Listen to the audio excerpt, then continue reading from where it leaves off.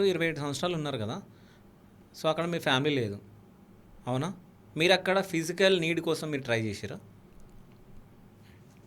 Try చేసేది ఏం లేదు, నన్ను అభిమానించే ఆడవాళ్ళు ఉన్నారు నాతో కూడా.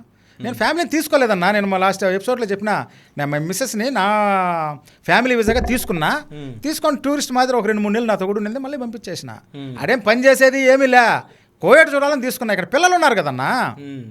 ఏం చేస్తున్నారు మీ పిల్లలు? నాకు గర్ల్ ఫ్రెండ్స్ ఉన్నారని మా వైఫ్ కూడా తెలుసన్నా.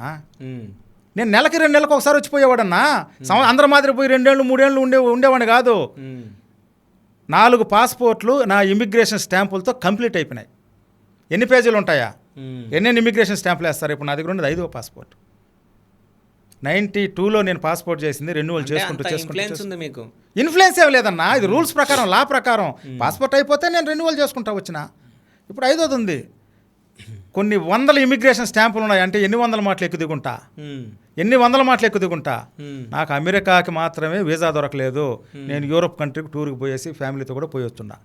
ఎన్ని దేశాలు తిరగాలి, అన్ని దేశాలు తిరగండి. నాకు కావాలంటే శ్రీలంకకు పోతా.